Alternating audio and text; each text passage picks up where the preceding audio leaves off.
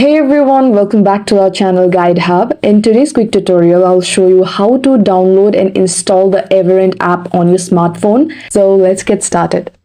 First, open the Google Play Store on your device and tap on the search icon, usually located at the bottom right corner of the screen. And in the search bar at the top, type Everand ebooks and audiobooks.